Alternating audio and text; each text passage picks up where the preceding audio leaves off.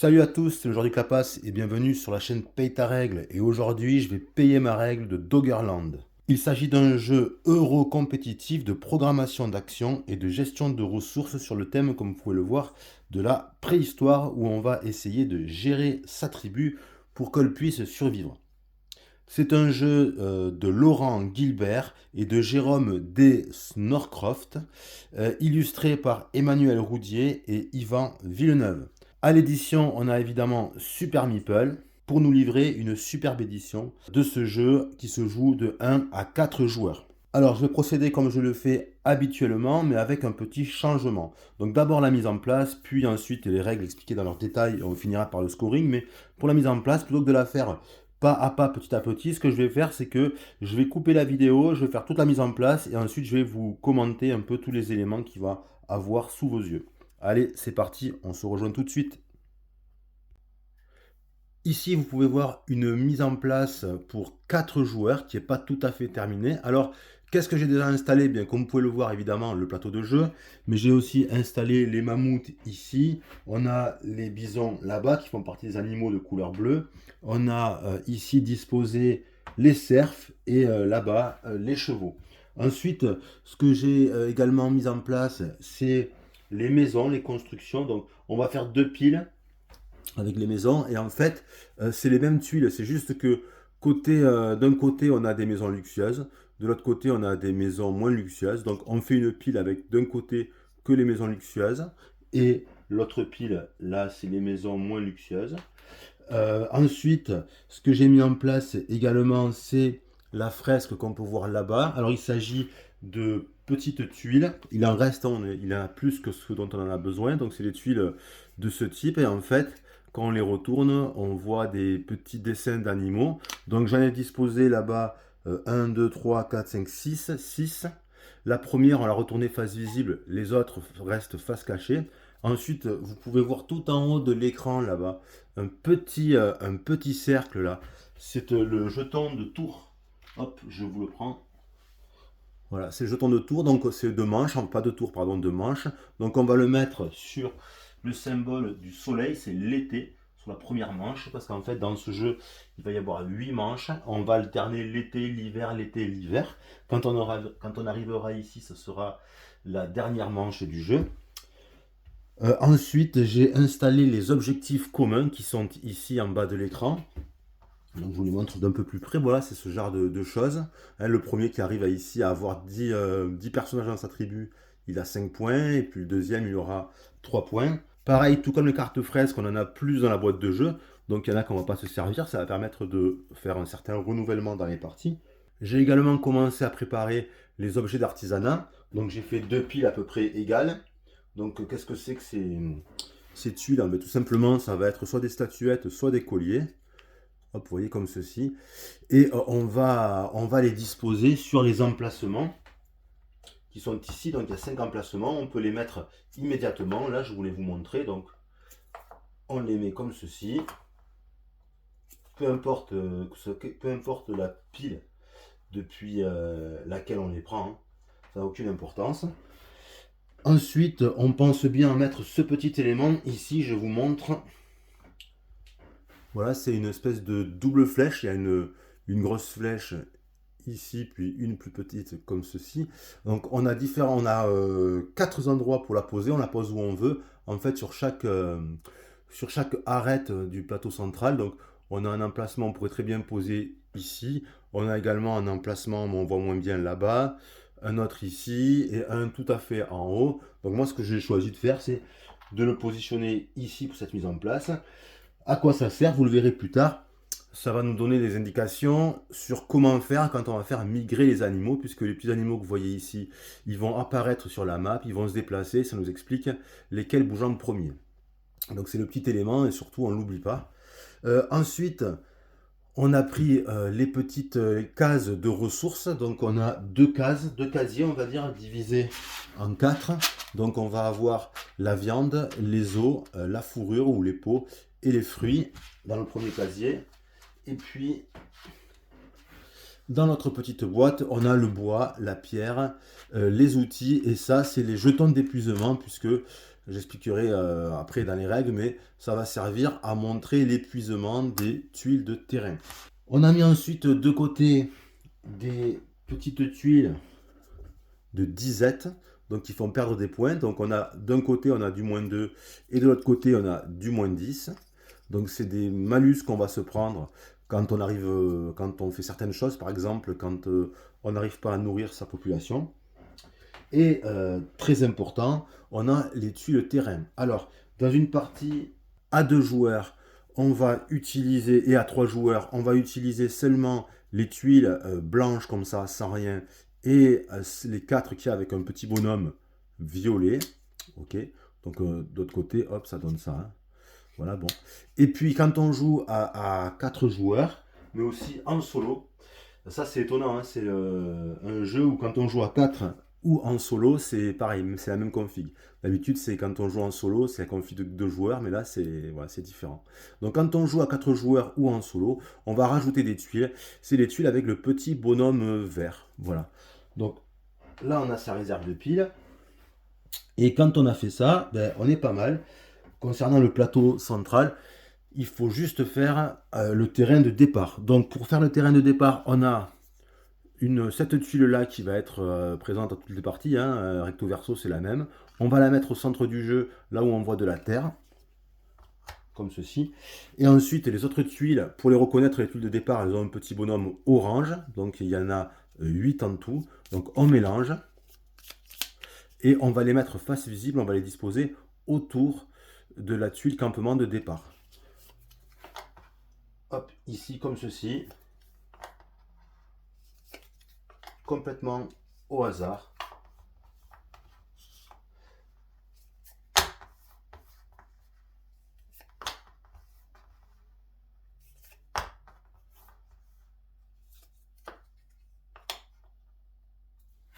Une fois qu'on a fait ça, la mise en place commune est terminée.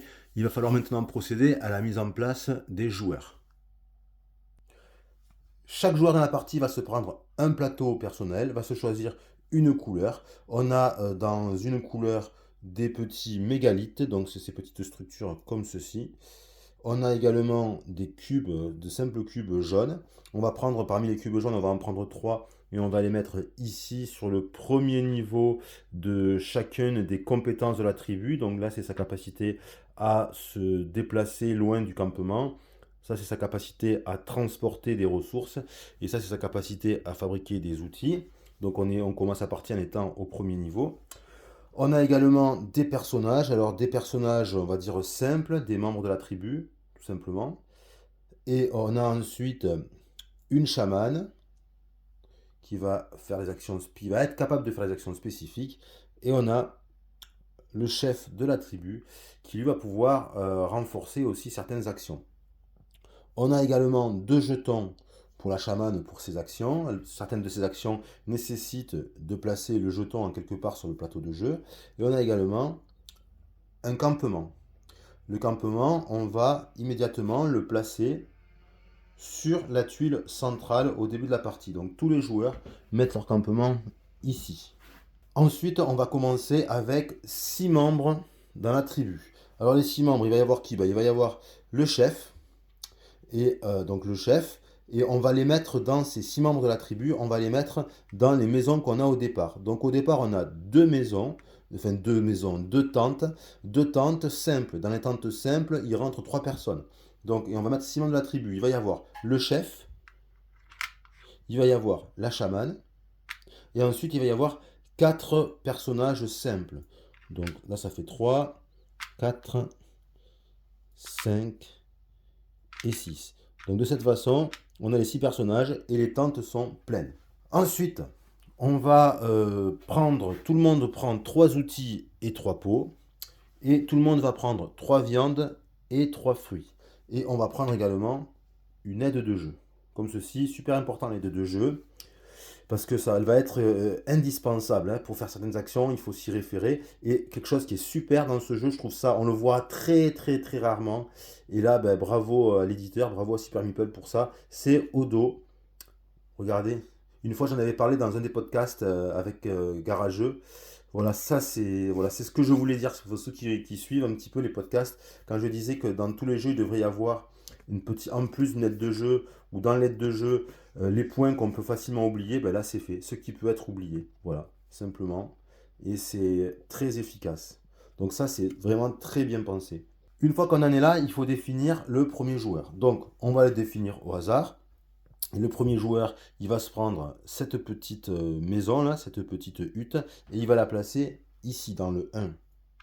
Hop. Et ensuite, le premier joueur, ainsi que les autres jusqu'au dernier, vont perdre des ressources de départ. Donc par exemple, dans une partie à 4 joueurs, le premier joueur, il va retirer une viande et un fruit.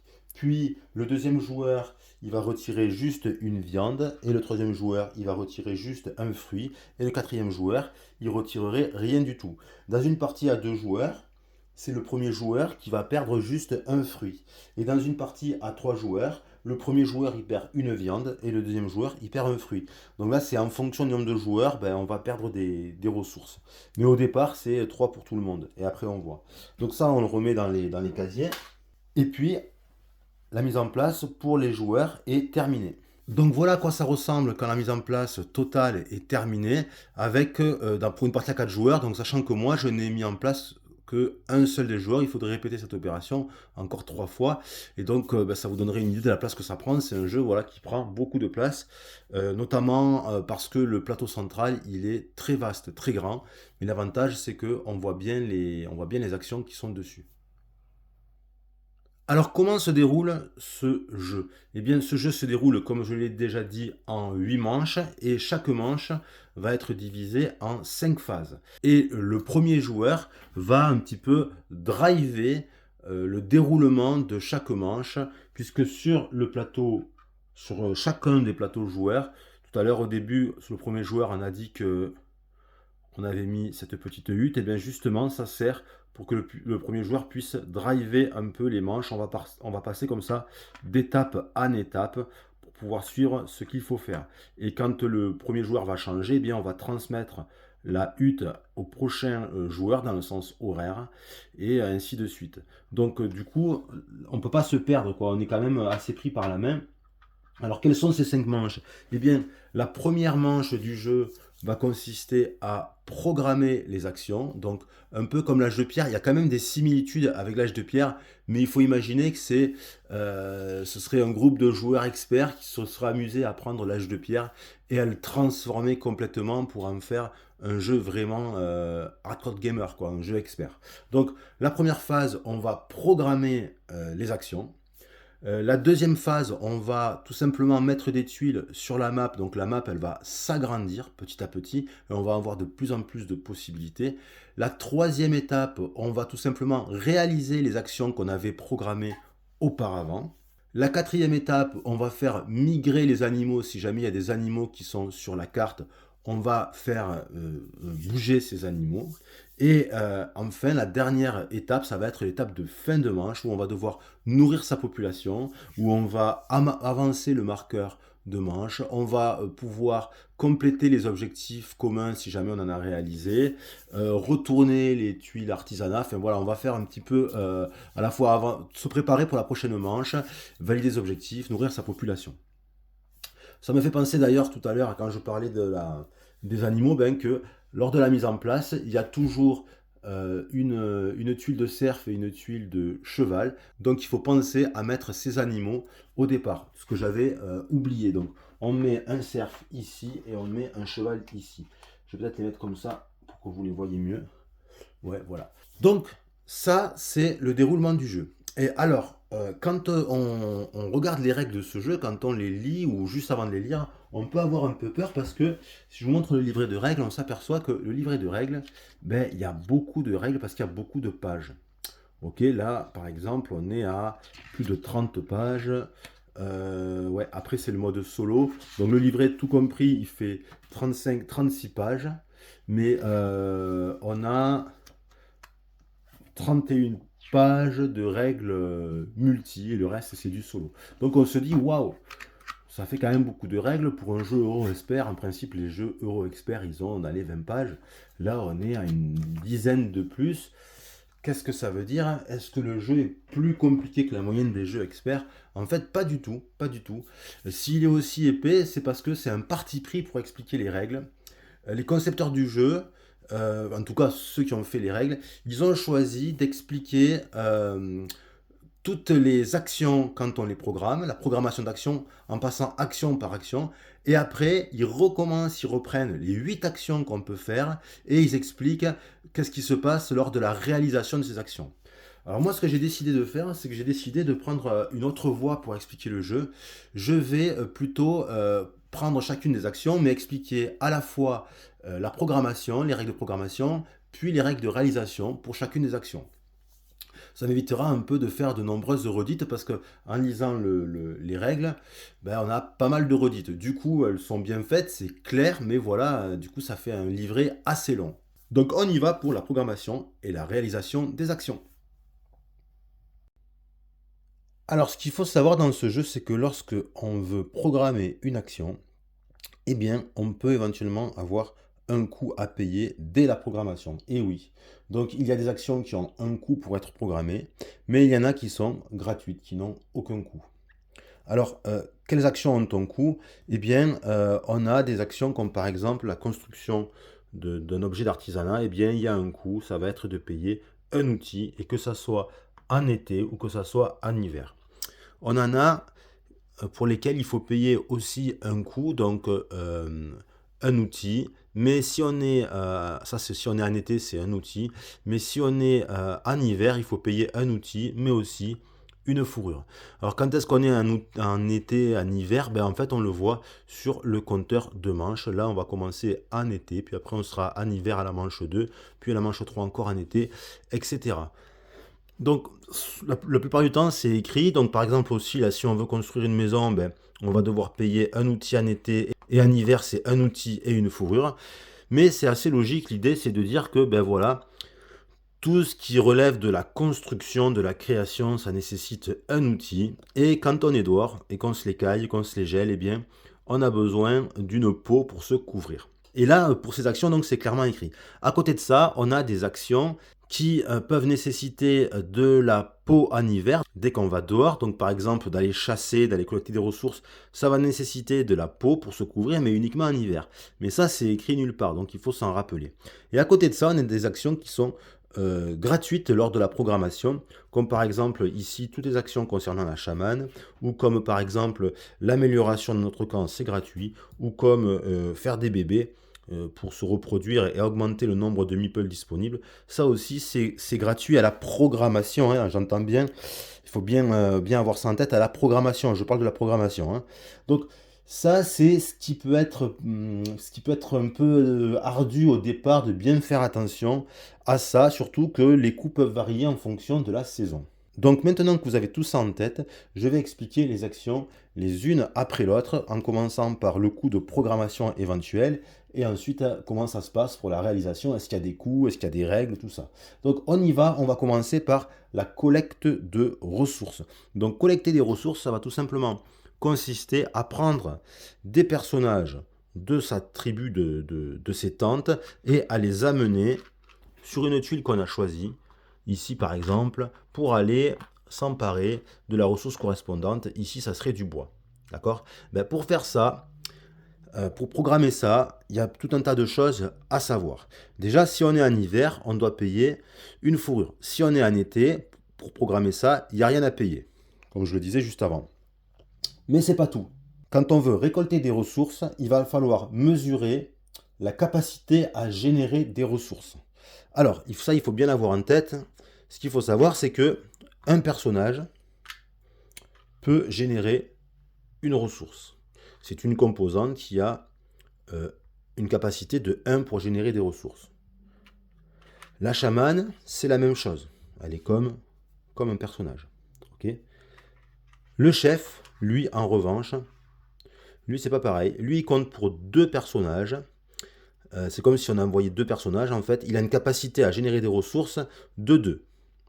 Et ensuite, on peut aussi mettre des outils. Les outils, ils ont aussi une capacité de 1 pour générer des ressources. Ok. Mais la règle, quand on va rechercher des ressources, c'est qu'on doit mettre un maximum de 3 composantes, sachant que le chef compte pour 2. Donc si je vais aller chercher du bois, je peux très bien faire 1, 2, puisque je mets le chef, 3 avec l'outil, ou 1, 2, 3, ou 1, 2, 3, ou alors 1, 2, 3, ou mettre carrément que des personnages normaux, j'allais dire, mais je veux dire qui ne soient pas chefs ni chamans, 1, 2, 3. Et c'est le maximum que l'on peut mettre quand on va chercher des ressources. On s'arrête à une capacité à une composante de 3. C'est 3 composantes. Ok. Donc il faut avoir maximum 3 de capacité à générer des ressources. Une fois qu'on a compris ça, comment est-ce qu'on génère de la ressource? Quelle quantité? Eh bien, on va multiplier chaque élément, on va faire la somme des éléments et on va le multiplier par la ressource qui est présente. Là, il y a 2 bois, donc ça fait 2 bois. Lui, il va générer un élément présent sur la tuile. Donc lui, il génère 2 bois, lui génère 2 bois, lui génère 2 bois. Ça fait 6 bois. Donc là, ici, à la réalisation, quand je réaliserai l'action pendant la phase 3, je pourrai gagner 6 bois. Ok. Si je mets le chef, par exemple, ici, ça va aussi générer 6 bois. Puisque lui, j'ai dit qu'il comptait pour 2, donc ça fait 1, 2, 3, 4 pour lui. Et lui, 1. Donc ça fait aussi 6 bois. Mais ça ne s'arrête pas là. Parce qu'il y a un autre paramètre à prendre en compte quand on programme. Donc il faut se préparer à la réalisation par la suite. Ce qu'il faut avoir en tête, c'est mesurer dans sa tête la capacité d'emport. Vous allez dire, qu'est-ce que c'est que cette histoire de capacité d'emport? Ce que j'étais en train d'évoquer ici, c'est la capacité à générer. Là, pour le bois, par exemple, à couper du bois. Lui, il va en couper 4, lui, il va en couper 2. Mais le problème, après, c'est qu'il faut le ramener jusqu'au campement. Et là, c'est autre chose, c'est 2 choses différentes. On va regarder la capacité d'emport de chaque personnage. Là, on commence avec une capacité d'emport de 2. Ça signifie donc que lui peut ramener 2 bois max, et lui aussi. Là, il compte pas pour 2, lui. Donc, oui, il génère 2 fois plus de bois. Lui, il est capable de couper 4 bois et lui 2, mais lui peut en rapporter que 2 et lui aussi. Il n'y a pas d'exception là. Donc là, si je suis comme ça à la réalisation, je ne pourrai rapporter que 4 bois. Si je veux rapporter les 6 bois, qu'est-ce qu'il faut que je fasse? Il aurait fallu que je mette par exemple, voilà, 3 bonhommes. 3 bonhommes. Donc chacun est capable de couper 2 bois et de ramener chacun 2 bois. Ok, je répète, lui il peut couper 4 bois, mais il peut en rapporter que 2. Si on se met ici, il n'y a qu'un bois qui est dessiné. Donc ça veut dire qu'on ne peut générer qu'un bois par bonhomme. Donc là, si je me mets ici, ça voudrait dire que lui, il coupe 2 bois et lui 1 bois. Et comme chacun peut ramener une capacité d'import de 2, ça marcherait. On pourrait ramener 3 bois. Ok? C'est comme ça que ça marche. Et il y a une autre chose qui est importante, c'est qu'on ne peut pas non plus se mettre n'importe où. Enfin, au départ, oui. Mais on ne peut... notre tribu, elle se déplace pas à l'infini. Elle a un certain rayon d'action autour de son camp. Alors le rayon d'action, c'est quoi? C'est écrit ici. C'est 2. Donc c'est 2 tuiles, jusqu'à 2 tuiles orthogonales éloignées du camp. Ça veut dire que on compte, là ça fait 1, c'est bon, là ça fait 1, 2, on peut aller chercher le petit gibier. Au départ, on peut tout aller chercher. La pierre, là ici, elle est à 2, 1, 2, ou 1, 2. La double pierre, elle est aussi à 2. Plus tard, le terrain va s'agrandir, et là, ça sera plus la même musique. On sera trop loin, on ne pourra pas aller chercher toutes les ressources qui nous intéressent. Donc c'est pour ça qu'il faudra développer sa capacité à se déplacer. Ce qu'il faut savoir aussi, c'est que les outils, eux, s'ils permettent de générer de la ressource, ne permettent pas d'en emporter. Donc là, si par exemple, je suis comme ça, ici, là, eh bien, lui va permettre de générer 2 bois, l'outil. Chaque personnage va en générer 2 bois, donc ça fait 6 bois de générer. Mais comme j'ai que 2 personnages, on va pouvoir emporter au village, rapporter que 4 bois. 2 bois par personnage, voire la capacité d'emport. Donc évidemment, si on l'améliore, on pourra passer à 3 ressources par personnage, puis 4 ressources par personnage. Donc c'est important aussi les capacités dans le village. Une fois qu'on a qu'on s'est emparé de la ressource, quand on a réalisé l'action en phase 3, il faut marquer le fait que la ressource est épuisée. Alors là, ça dépend. Si on joue à 2 joueurs, on va immédiatement placer ce petit disque sur la ressource qu'on a prise. Ça voudra dire qu'il n'y en a plus, c'est épuisé.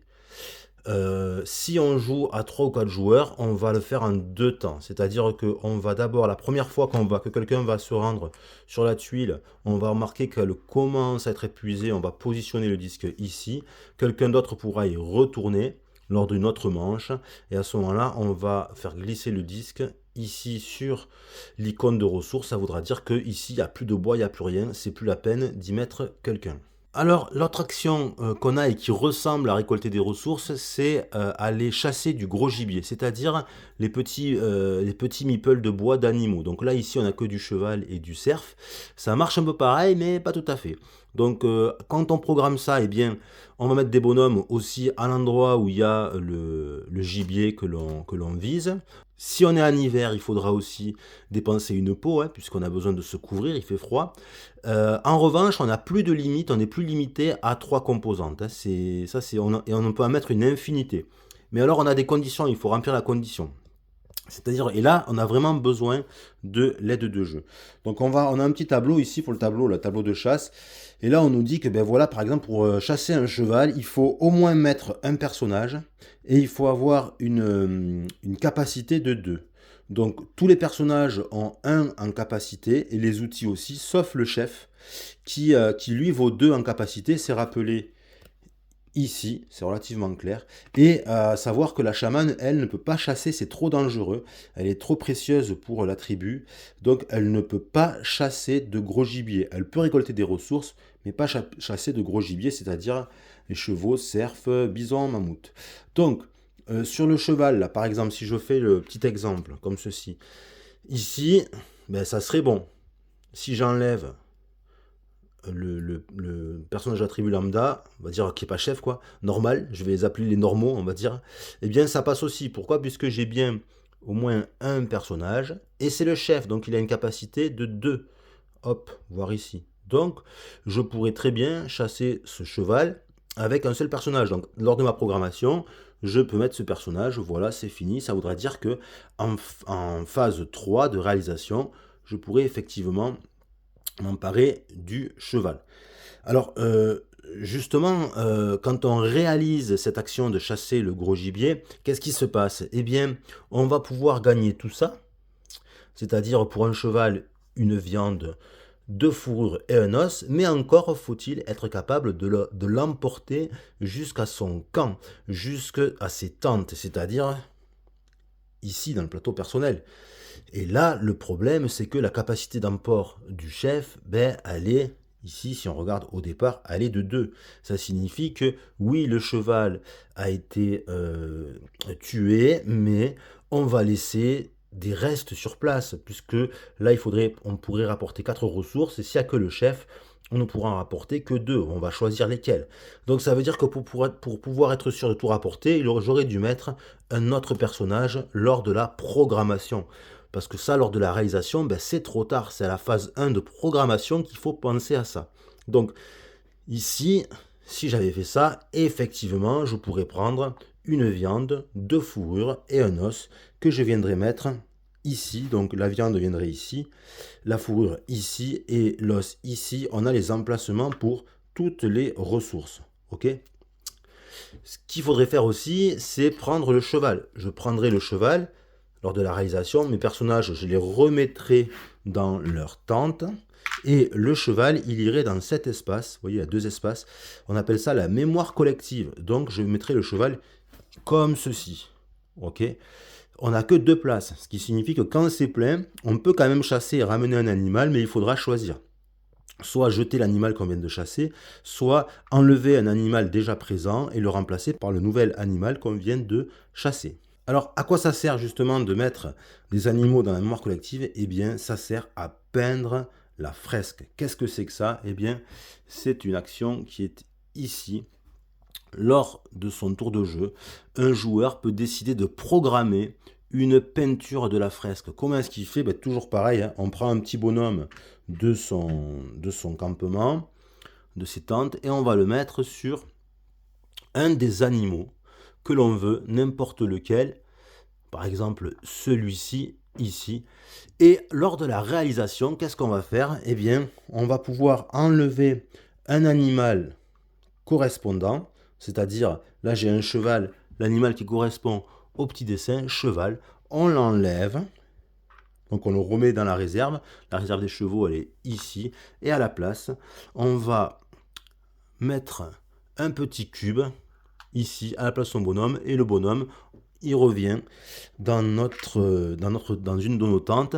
Voilà, c'est tout simplement ça, l'action fresque. Sachant que, comme je l'avais dit au départ, quand on programme, donc hop, je reviens en arrière, quand on programme, eh bien, il faut penser à une chose, c'est que quand je mets mon personnage ici, il faut que je puisse payer soit un outil, si on est en été, soit un outil et une fourrure. Ok? Et à ce moment-là, je peux programmer l'action. Alors évidemment, quand je programme l'action, je peux programmer, même si j'ai pas d'animal, il va falloir que je programme d'autres actions qui vont me permettre d'avoir l'animal lors de la réalisation. C'est-à-dire que je peux très bien faire ça avant d'aller chasser le gibier, puis programmer une action de chasse, je le remets ici, du cheval, et en fait, lors de la réalisation, ce qu'il faudra que je fasse, c'est d'abord chasser le cheval, puis ensuite réaliser la fresque pour pouvoir bénéficier du cheval que j'aurais mis dans ma mémoire collective. Alors évidemment, si je me mets sur Cerf, et que à la fin, quand je réalise mon action, j'ai pas de Cerf, ben je peux pas faire l'action. Qu'est-ce qui se passe? Rien du tout, mais j'aurais payé un outil, voire un outil, une fourrure, pour rien.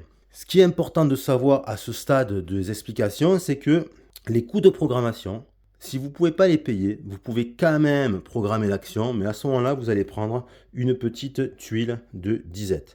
Donc par exemple, si je me mets ici, là, je programme de faire cette action, et qu'on est en été, il me faut un outil, mais j'ai pas d'outil, je peux très bien, à la place, m'y mettre et prendre ça. Donc icône disette que je vais mettre ici, et à la fin de la partie, j'aurai moins de 2 points. Donc ça, c'est à calculer, hein, savoir est-ce que ça vaut le coup, pas le coup, est-ce que je force quand même la programmation de l'action parce que je pense que ça va en valoir la peine malgré les moins de 2 points. Bon. Donc toujours est-il que lors de la réalisation, on va mettre son petit, bon, je l'avais mis ici, on va mettre comme ça, hop, on met son petit cube ici, on reprend son bonhomme et on met l'animal concerné dans sa réserve. Et alors qu'est-ce que ça fait? Eh bien ça rapporte des points, puisque le cheval vaut 1 point, le cerf vaut 2 points, là on a un mammouth qui vaut 4 points, et en fait à chaque fois qu'on va progresser dans la manche, on va retourner une tuile de plus, donc on va progresser dans le jeu, on va retourner des tuiles, hop, hop, donc quand on va arriver ici à cette manche là, hop, on aura retourné toutes les tuiles. Et alors qu'est-ce que ça fait? Eh bien, en plus des points pour les fresques de chaque animal qu'on aura peint, à la fin du jeu, on va regarder les majorités pour chaque ligne. En fait, ça fait 3 lignes. Il y a une ligne, hop, c'est pas très bien aligné, moi si ça va, on voit. Donc il y a 3 lignes ici. Alors, une comme ça, une comme ça et une comme ça. Et en fait, plus on place de cubes, plus on risque d'être majoritaire sur une ligne. Et là, par exemple, si je mets des petits cubes d'une autre couleur, rouge, ah ben décidément, voilà, on peut imaginer, voilà, plus loin dans la partie, ben ici on voit que sur la ligne du bas, jaune est majoritaire. Ça veut dire qu'à la fin de la partie, il aura 4 points. Et rouge n'est pas majoritaire, il est en deuxième position, il aura 2 points. Là, il y a seulement rouge, si la partie se termine ainsi, rouge aura 4 points et personne n'aura 2 points. Donc on regardera ça pour chacune des 3 lignes. La quatrième action qu'on va pouvoir faire, j'enlève hop cette fiche, ça va être l'action de construire un logement, un habitat. Alors pour programmer cette action, ben, tout simplement, encore une fois, on va pouvoir mettre un de nos meeples, donc soit un membre de la tribu simple, soit le chef, soit la chamane. Donc on va le positionner, donc par exemple comme ceci. On va devoir payer, alors en été c'est un outil. Et là encore, comme la fresque, en hiver, c'est un outil plus une fourrure. Donc ça, c'est pour la programmation. Donc c'est comme ça se programme de la même façon que la fresque, mais la différence c'est quoi? Eh bien c'est que là, je peux m'y mettre une infinité de fois moi-même ou les autres joueurs. On peut s'y mettre autant qu'on veut, plein de fois, alors que pour la fresque, c'est pas pareil. Pour la fresque, on ne peut s'y mettre qu'une seule fois par manche si on met un meeple normal, et on pourra s'y mettre une deuxième fois si on y met le chef. Ok, donc là, quand on construit un logement, on va ensuite donc à la réalisation. En phase 3, on va choisir quel logement on construit. On a le choix. Alors, chacun a ses avantages et ses inconvénients. Il y a le logement basique, lui, qui est moins cher, qui coûte une pierre et un bois, donc on va devoir payer une pierre et un bois. Et l'avantage qu'il a, c'est qu'il offre une place pour 3 personnes.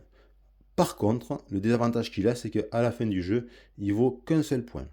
Et quand je le construis, bien je le prends et je le mets dans une des encavures sur mon plateau de jeu. Ok. Là, ça serait bébête parce que j'ai déjà des tentes imprimées, mais je pourrais quand même le faire. Hein. Mais bon, ça serait un peu bête. Mais alors à quoi ça sert? Pourquoi on peut quand même le faire? Parce qu'en fait, si on occupe tout et qu'on a besoin de mettre d'autres habitations pour gagner des points, on pourrait quand même le faire. Donc, si je choisis en revanche l'habitation grand luxe, un peu plus luxueuse, ça coûte plus cher. Ça coûte un bois, un os et une peau. En revanche, elle rapporte 3 points, mais le hic, c'est qu'elle offre une place que pour une seule personne. Donc ça, c'est un peu le problème. Quand je programme cette action, si je mets le chef, si j'avais décidé de mettre le chef à la place de mon personnage, voilà, si je mets le chef, eh bien le chef, il m'apporte un avantage. Qu'est-ce que c'est que l'avantage? Eh bien, c'est qu'on ne paie pas le bois avec le chef. Donc si je construis une habitation simple, ça sera que une pierre. Une habitation luxueuse, ça sera une peau et un os, pas le bois. Donc voilà l'avantage du chef pour l'action de construction d'habitat. Pour l'action de fresque, son avantage, c'est que, ben je viens de vous le dire à 3 minutes avant, c'est qu'en fait, il permet de s'y mettre une deuxième fois. Le chef, à la chasse, il est plus efficace. On a vu qu'il avait une capacité à générer de la ressource pour chasser les gros gibiers qui comptait pour 2 crânes. On a ensuite comme autre action l'action d'artisanat. On va pouvoir donc fabriquer des objets d'artisanat. Là, lors de la programmation, on prend un de ces bonhommes et on va le placer sur l'objet d'artisanat qui nous intéresse. On a un petit emplacement. Hop. Et on va devoir payer un outil. Et là, quelle que soit la saison, été ou hiver, c'est juste un outil. Alors comment c'est justifié par les auteurs? Ils nous expliquent que quand on fabrique un objet d'artisanat, on est à l'intérieur, que ce soit l'hiver ou l'été, on n'a pas froid. Bon, ça vaut ce que ça vaut, mais au moins ça permet de donner une explication thématique. Et du coup, ça permet d'aider à mémoriser les règles du jeu. Vous allez me dire, ouais, mais quand on fait une fresque l'hiver, il faut payer une peau, c'est pas très thématique. Bon, on pourrait imaginer que quand on peint une fresque, on est dans une grotte et on doit quand même se les cailler sévère, parce que dans les grottes, il peut faire sacrément froid. C'est comme ça qu'on peut essayer de faire pour mémoriser thématiquement les règles. Toujours est-il que donc, quand on programme la création d'objets artisanat, voilà comment on fait. Et lors de la réalisation de cette action, qu'est-ce qui se passe? Eh bien, on doit payer le coût qui est écrit ici. On récupère notre bonhomme, on récupère la tuile, et il faut payer le coût, évidemment. Si on ne paie pas le coût, on a fait tout ça pour rien. Hein. On a dans le baba. On aurait payé notre outil, ou on aurait pris notre tuile de disette moins de 2 points, pour rien. Donc là, le coût à payer pour cet objet, c'est 2 bois, 3 os, et il rapporte 5 points à la fin du jeu. Et on prend l'objet et on va le mettre dans un petit emplacement qui est là, ici, clac. Les 3 dernières actions qui restent, eh bien, ont la particularité de ne pas coûter, de ne pas avoir de coût de programmation. De quoi s'agit-il? Eh bien, il s'agit de la reproduction. Donc, on peut essayer de se reproduire pour augmenter le nombre de ces personnages. Comment est-ce qu'on fait? Eh bien, là, par contre, on a besoin de 2 personnages et on va tout simplement les mettre ici. Et c'est tout à la programmation. Et à la réalisation, alors qu'est-ce qu'on fait? Vous allez me dire, eh bien, on prend un de ces personnages en réserve et on va le mettre dans l'encavure qui est ici. Et les autres personnages qu'on a utilisés, on les remet dans la tente. On attendra d'avoir payé la nourriture, d'avoir nourri sa population lors de la phase 5 pour mettre ce bonhomme, le nouveau-né, dans les tentes de la tribu, de façon à ce que ne pas le compter pour le coût en nourriture, puisque le personnage, les nouveau-nés qui apparaissent, on ne paye pas la nourriture en fin de manche, hein. Après oui, mais pas lors de la manche lors de laquelle ils sont créés. Ensuite, ce qu'on peut faire, c'est améliorer les capacités de sa tribu. Donc c'est ici que ça se passe. Donc là, pareil, pas de coût de programmation. Quand on programme, on choisit où on se met. Donc soit ici, si on veut améliorer sa capacité à se déplacer, à aller plus loin par rapport à son campement. Donc par exemple, si je me mets ici, ça voudrait dire que lors de la réalisation, je paierai un bois, je déplacerai le cube, je le mettrai ici, et maintenant, on pourra se déplacer jusqu'à 3 cases au-delà de notre tente qui est sur le plateau de jeu. Ok, orthogonal, toujours pas de diagonale, hein.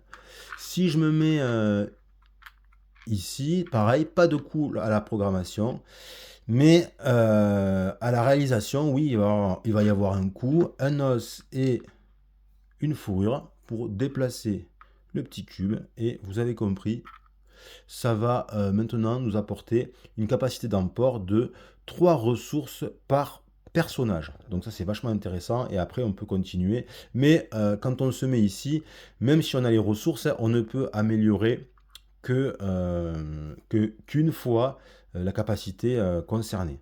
Ok, je pourrais pas améliorer d'un coup au dernier niveau, ça c'est pas possible. Et enfin, la dernière capacité, c'est la capacité à créer des outils. Alors là, c'est un petit peu particulier. Quand je me mets ici, je peux faire 3 choses. Je choisis. Donc, soit je paye ici 2 pierres et je me gagne 3 outils que je vais chercher dans la réserve et que je mets ici. Ou alors, je paye une pierre et j'améliore et je me mets ici et c'est tout.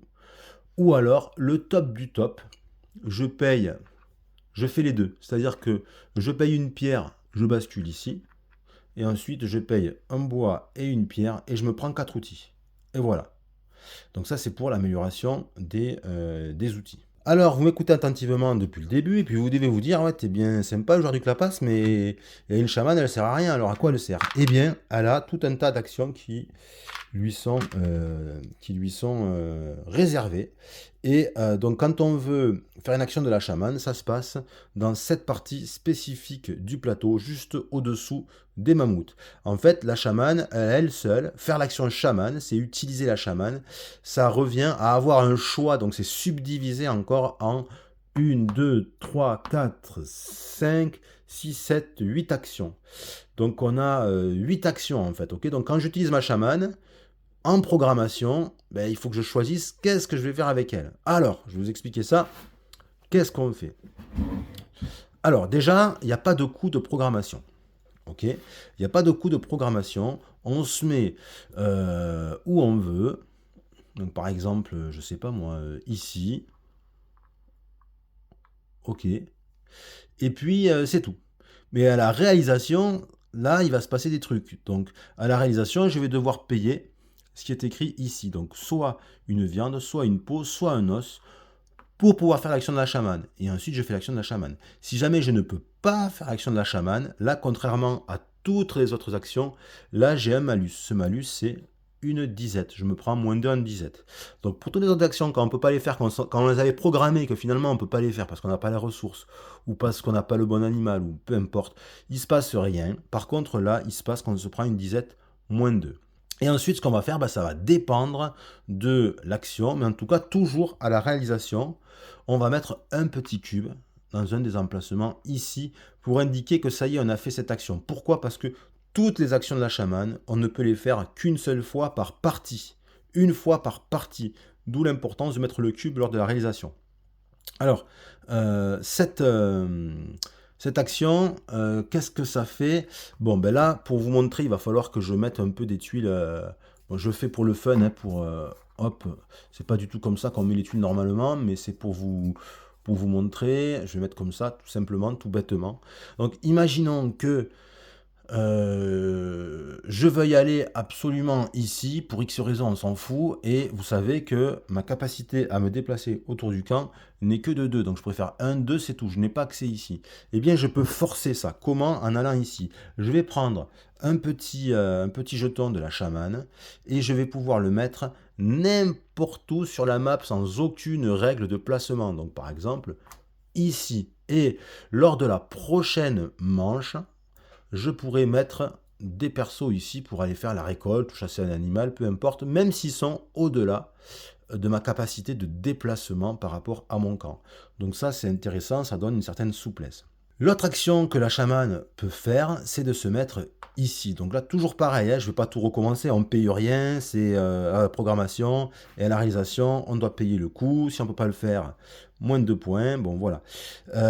Là, par contre, on met un cube également quand on réalise. Là, par contre, on peut être bloqué et ne pas pouvoir la faire pour une autre raison que le manque de ressources. En fait, il faut avoir... alors, il faut avoir 2 animaux identiques. Alors je m'explique. Quand je programme, je me mets là, je prends le jeton de la chamane et je vais le positionner sur la fresque. Où je veux sur la fresque, peu importe. Bon là j'ai remis, hein, j'avais tout remis en place. Donc imaginons que je me mets ici, voilà, je me mets sur le mammouth. Ça signifie que je vais essayer de faire une superbe fresque de mammouth. Mais pour ce faire, il faut que les membres de ma tribu aient bien vu comment c'était un mammouth, qu'ils aient pratiqué plusieurs fois la chasse au mammouth, donc ils connaissent bien le mammouth. Ça signifie quoi, mécaniquement parlant?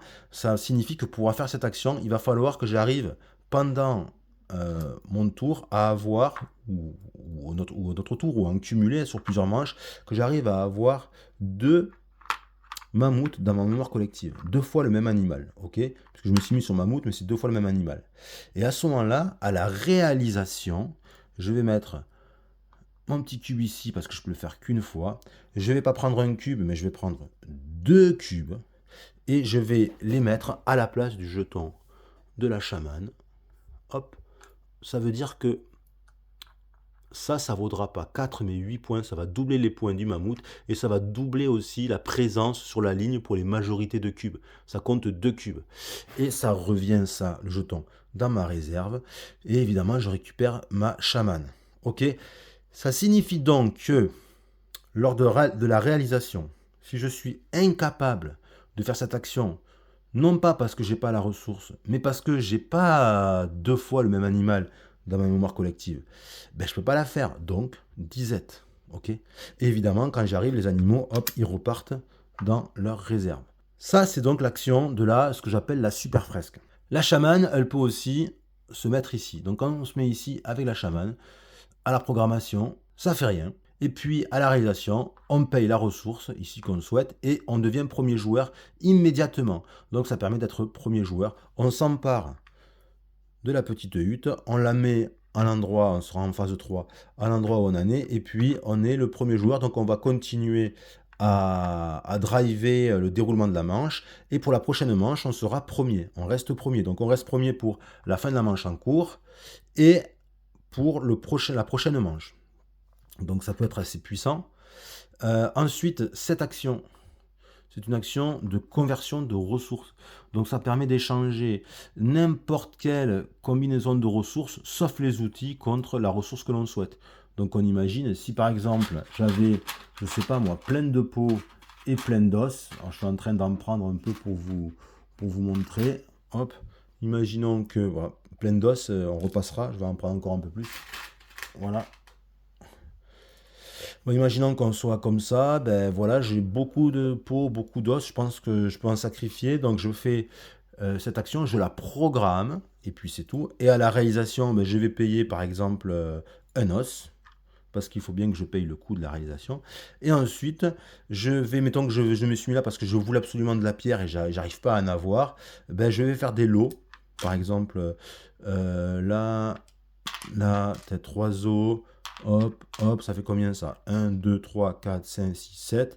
Allez, hop, 8, voilà. Donc je vais donner 8 ressources et je vais prendre à la place 4 pierres. Donc voilà, et je gagnerai 4 pierres. Et ça, hop, ça part, je le défausse, ça va dans la réserve. Ok, ça par contre, bah, ça peut être super intéressant, mais toujours pareil, hein, je le répète, hein, mais vaut mieux répéter trop que pas assez, sans doute. On ne peut le faire qu'une fois par partie. Donc je mets mon cube, j'enlève la chamane, elle revient dans la tente, et puis voilà. L'autre action ici de la chamane, donc toujours pareil, même mécanique quand je programme, je me mets ici. Mais là, ah, attention, il y a une autre place. Et oui, c'est pour se reproduire. Mais la chamane, elle peut avoir des jumeaux. Donc on va pouvoir faire une action reproduction spéciale pour avoir des jumeaux. Donc je mets ma chamane à la programmation, je mets un personnage, peu importe lequel. Ça peut être le chef, ça peut être membre de la tribu normale, peu importe. Et puis c'est tout. Et à la réalisation, qu'est-ce qui se passe? Je prends mon cube, toujours pareil, je mets le cube et je les prends, les deux, je les ramène ici dans mon campement et je vais prendre deux petits bonhommes, comme c'est des jumeaux, hein, on voit le petit dessin, et les petits bonhommes, je vais les mettre dans cette encavure ici. Il y a une double encavure.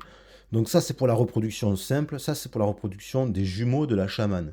Et je les laisse là, et surtout je ne les remettrai dans mes tentes qu'après avoir nourri ma population, puisque on va pas, ils sont, vous voyez la petite icône ici, on n'a pas à les nourrir quand ils viennent de naître, hein, tout comme les bébés qui n'étaient pas des jumeaux.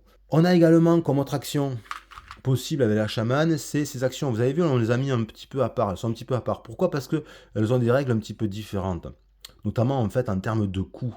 Hein, puisque là ici on a les coûts qui sont indiqués au milieu, ça veut dire que c'est valable pour tout ça là. Hein, la fresque, le déploiement, le premier joueur, la conversion de ressources, les jumeaux, ça c'est le coût ici, c'est pareil pour tout. Mais là c'est différent. Là c'est la construction de mégalithes, c'est-à-dire ces petits objets ici, les mégalithes. Donc on va choisir où on se met. Donc soit là, soit ici, soit là, peu importe. Mais en fait, quand je dis peu importe, ça dépend, puisque en fonction de là où on se met, ça va être un coût en ressources qui va pas être pareil et des points de victoire qui vont pas être pareils. Donc là, par exemple, si je mets ma chamane ici, lors de la programmation, ben, je la mets ici, c'est tout, il se passe rien. Okay. Puis lors de la réalisation, il va falloir que je paye deux pierres, deux bois, deux outils et je prends le monolithe, ce monolithe, c'est tous les mêmes. Hein. Je mets un petit cube, hop, pour dire que j'ai construit le monolithe à 6 points. C'est comme ça qu'on va pouvoir savoir combien vaut le monolithe, 6 points. Et je vais prendre un petit meeple monolithe et je vais le placer sur la map. Alors où est-ce que je vais le placer? Eh bien, je vais le placer dans un rayon d'action maximum correspondant à ma capacité de déplacement. Donc là, si j'ai 2, je pourrais le déplacer, je pourrais le mettre par exemple partout autour, ou alors 1, 2, ici, maximum. Je pourrais très bien le poser sur le camp aussi. Hein. Mais sinon, je peux le mettre là. Bon, voilà, on le pose où on veut. Si la chamane, on la met ici, ben, c'est même principe, sauf qu'on doit payer à la réalisation 3 pierres, 3 bois, 3 outils. On met son petit cube, on prend l'autre monolithe, on le place, pareil, selon les mêmes règles. Mais par contre, à la fin du jeu, c'est 8 points. Et là, ici, hop, même principe, sauf que c'est 4 pierres, 4 bois, 4 outils, et c'est 10 points. Ok. Donc voilà, ça c'était toutes les actions de la chamane, à la programmation, puis après à la réalisation. Alors maintenant que vous savez comment on programme les actions en phase 1 et comment on les réalise en phase 3, il faut que je vous explique quand même la phase 2. Donc phase 1, on ne fait que programmer. Et phase 2, avant de réaliser les actions, en phase 3, phase 2, on va agrandir le terrain de jeu. Comment est-ce que ça marche? Eh bien, on va regarder partout où il y a des bonhommes, un campement, un monolithe au bord du plateau, et on va mettre à côté, orthogonalement, de nouvelles tuiles, au hasard, complètement au hasard. Donc si on joue à 4, on va pouvoir utiliser les tuiles violettes, blanches et vertes. Si on est à 2, ce sera que les blanches, et à 3, que les blanches et les violettes, mais les violettes, il n'y en a que 4. Donc là, par exemple, ici, comment est-ce qu'on fait? On va se choisir, pour ne pas se perdre, on va se choisir un sens de lecture. Moi, je vais prendre par exemple le sens horaire en partant d'ici. Et on y va. On va dire que, voilà, ici, regardez, on a les personnages, ils sont au bord. Ici, là, là c'est libre et là c'est libre, donc on va mettre des tuiles. Donc là, je mets une tuile et hop, c'est une tuile bison. Ça veut dire qu'il va y avoir des bisons qui vont apparaître. Les tuiles, on les met toujours dans le même sens, c'est-à-dire avec, on choisit, hein, mettons que je décide de mettre toutes les flèches là vers le bas, ben, toutes mes tuiles, comme elles sont positionnées comme ça, elles seront flèches vers le bas. On ne change pas en cours de route, hein. Toutes doivent être dans le même sens. Donc ici, après je prends une autre tuile, je mets là, donc là ça va être de la pierre. Ensuite, où est-ce qu'on doit mettre? Si vous avez suivi, je vous laisse deviner. Hop, on attend. Alors, vous avez trouvé? Oui, c'est là et là. Oui, bien. Donc, on va mettre une tuile ici, c'est double bois. Et une autre, ça va être ici et c'est des chevaux. Hop, ah, et ici aussi. J'allais oublier, donc ici, ah, ça va être des fruits, double fruit. Et après, on vérifie. Il n'y a aucun personnage ou campement ou mégalithe en bord sans avoir de tuiles à côté. Donc ça veut dire qu'on a terminé, c'est assez simple, on a terminé la phase numéro 2 d'agrandissement du terrain, de découverte des tuiles terrain. On passe ensuite à la phase 3, réalisation des actions que j'ai déjà expliquées, hein. Donc je ne reviens pas dessus.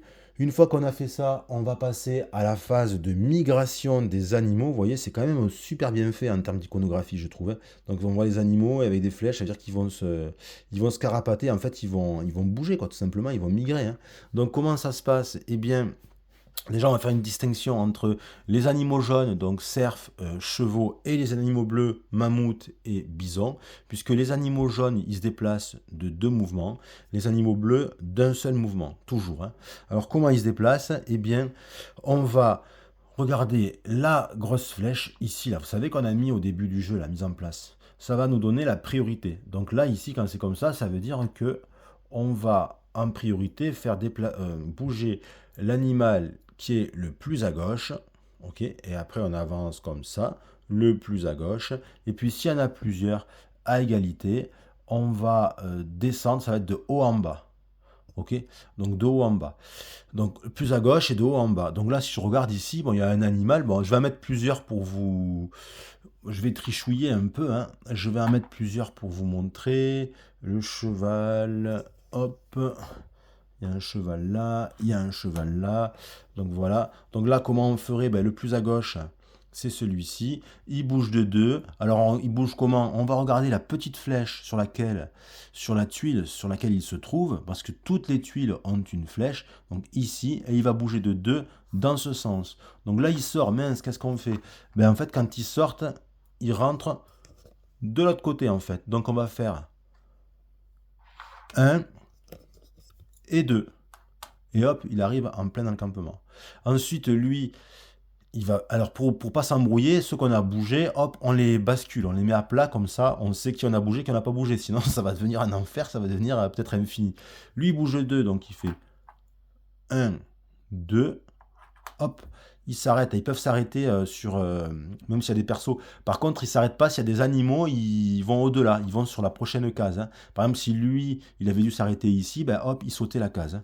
Ensuite, on continue là, ben regardez, le plus à gauche, c'est à égalité. C'est les deux les plus à gauche. Donc on va de haut en bas, nous dit la flèche. Donc ça va être d'abord le bison, il descend, petite flèche, il descend, donc il fait 1, on l'a bougé. Et l'autre, lui, il va monter de 2, donc ça fait 1, 2, hop. Et voilà, tous les animaux sont couchés, ça veut dire qu'ils ont tous bougé, donc on peut les remettre droit pour marquer la fin de cette phase.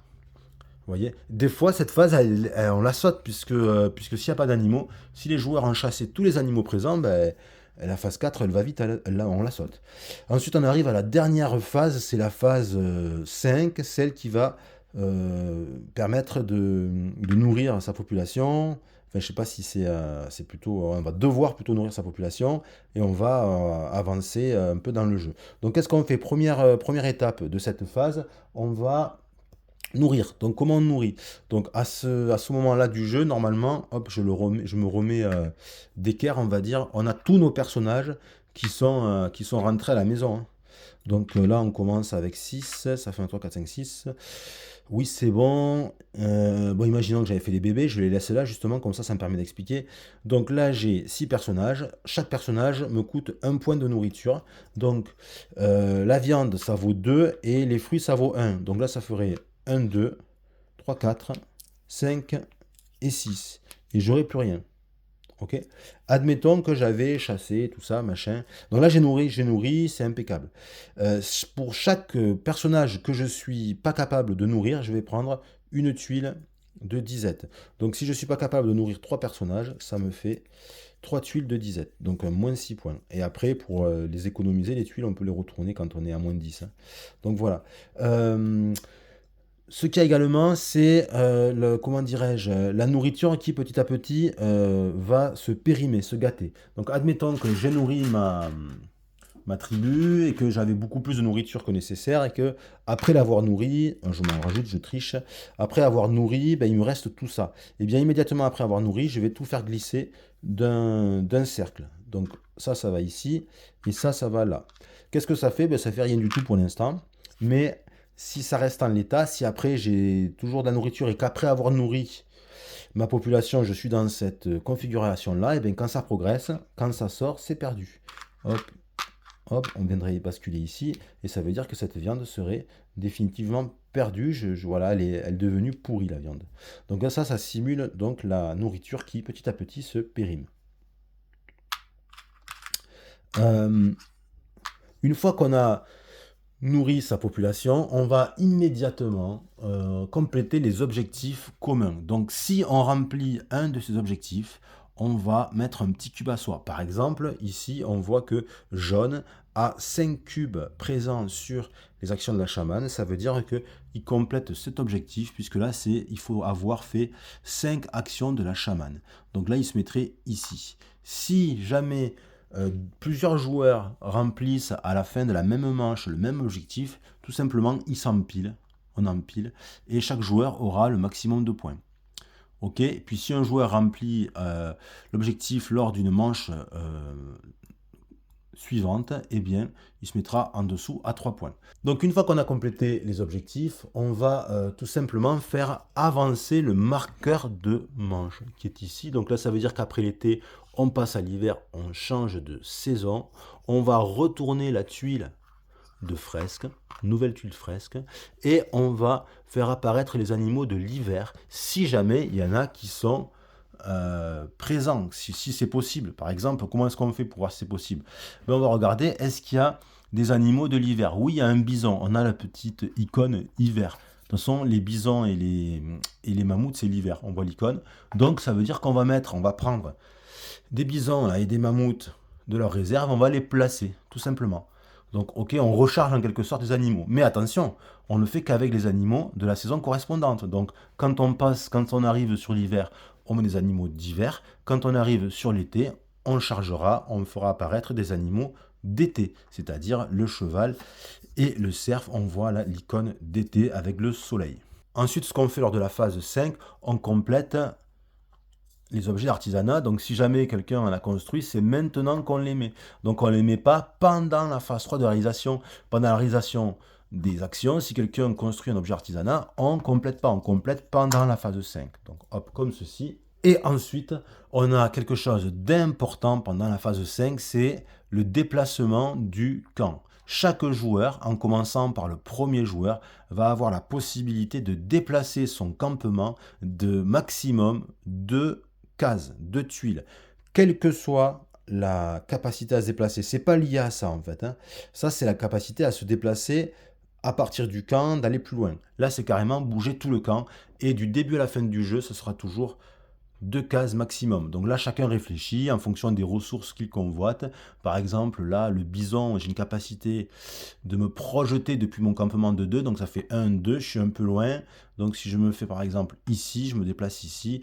Là, le bison, il est atteignable, il est chassable. Je pourrais carrément me mettre ici si je voulais être encore plus près ou... Hop, on enlève les bonhommes, ils n'ont pas à y être. Si je voulais, voilà, si je me projette, ou alors je pourrais me mettre ici comme ça, comme mon campement il est proche du bord, il est à côté du bord, bien ça va générer une tuile de terrain supplémentaire lors de la phase de découverte du terrain. Ok, mais c'est maximum 2 cases. Et une fois qu'on a fait ça, eh bien, on termine tout simplement en donnant le pion premier joueur au joueur qui est à sa gauche, sens horaire. Sauf si quelqu'un avait fait l'action de la chamane pour être premier joueur, à ce moment-là, il aurait déjà ce pion et il le conserverait. Lorsqu'on arrive à la fin de la manche 8, eh bien, c'est la fin du jeu et on passe au scoring. Alors comment est-ce qu'on compte les points dans ce jeu? Eh bien c'est assez facile parce que, encore une fois, ils ont eu une idée toute simple mais qui a tendance à se perdre, c'est mettre une feuille de score. Merci messieurs, dames d'avoir pensé à ça. Parce que ben voilà, ça peut paraître pas grand chose, mais ça facilite la vie des joueurs. Donc là, ben, du coup, c'est super simple. C'est un exemple avec une partie à 2 joueurs. On a les catégories, c'est super clair. Donc à la fin du jeu, on va compter nos personnages et chaque personnage rapporte un point de victoire. Hein, peu importe que ce soit le chef, il vaut un point comme tout le monde, ainsi que la chamane vaut un point. Donc si on a fait beaucoup de naissances, on va avoir plus de points. Là, par exemple, on voit que le joueur jaune a marqué 9 points, donc il avait 9 personnages, alors que le joueur rose avait que 8 personnages.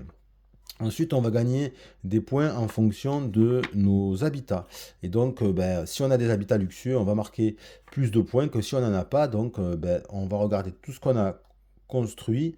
Donc là, ici, ça vaudrait 0, hein, ça rapporte 0, c'est vide.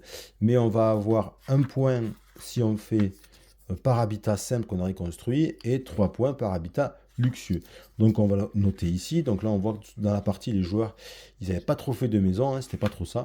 Ensuite on va marquer des points en fonction des objets d'artisanat qu'on aurait construits, comme on l'a vu tout à l'heure. Donc tout simplement on fait la somme hein, en fonction des tuiles. Hein. Donc comme ceci là, on regarde les points qui sont écrits ici. C'est toujours des espèces, c'est toujours écrit un peu en jaune avec du soleil là. Les points, donc on fait la somme ici 13 points. Donc on voit que là, les joueurs dans cette partie, il y en a un qui a marqué 19 points et l'autre 13 points. Ensuite, c'est les mégalithes. Donc les mégalithes, on gagne des points, donc ça dépend. C'est 6 points, 8 points, 10 points. Donc évidemment, si on a construit les 3, ça fait 24 comme le joueur jaune ici, sinon voilà, ça c'est assez simple. Hein. Ensuite, on va gagner des points. Alors l'œil, c'est quoi? C'est l'œil qui est ici, là. Donc c'est en fonction des objectifs communs. Donc on va marquer soit 5 points par objectif, soit 3 points si on les a fait, en fonction de si on était le premier ou pas. Donc là, on voit qu'il y en a un qui a fait des objectifs et l'autre n'a pas fait aucun objectif. Ensuite, ça, c'est les points de fresque, ce que j'appelle les points bruts de fresque. C'est-à-dire qu'on va compter les points qu'on gagne par animal qu'on a peint. Donc là, par exemple, le jaune, il n'y a que celui-là ici. Il marquerait 4 points x 2 parce que c'est fait avec l'aide de la chamane, ça ferait 8 points. Donc on compte ces points. Et on fait la somme et on va l'inscrire ici. Donc là, on voit que le jaune n'avait pas trop joué fresque alors que le joueur rose avait joué fresque 14 points. Et ensuite, on va compter la majorité dans les fresques, majorité de lignes, comme ce que j'avais expliqué tout à l'heure. Donc le premier qui est majoritaire sur une ligne, il a 4 points, le deuxième a 2 points. Si on est ex aequo au premier rang, tout le monde gagne 4 points. Si on est ex aequo au deuxième rang, tous les joueurs ex aequo gagnent 2 points. Ensuite, on va enlever les points négatifs des disettes. Et donc là, on voit que le joueur jaune, il a vraiment abusé avec les points négatifs, moins 22 points. Et le joueur rose a été plus sérieux avec les disettes, hein, il a moins souffert de la disette. Et après, on fait le total, et puis c'est fini. Et voilà, c'était les règles de Doggerland. Donc j'espère qu'elles auront pu vous aider à mieux appréhender le jeu et à découvrir ce formidable jeu sur le thème de la préhistoire, moi qui me plaît beaucoup, avec des mécaniques très sympathiques, et puis cet aspect âge de pierre vénère, hein, c'est vraiment ça Doggerland, c'est l'âge de pierre vénère. Donc n'hésitez pas à laisser des commentaires si vous voulez des précisions, abonnez-vous, et puis je vous dis salut et à la prochaine.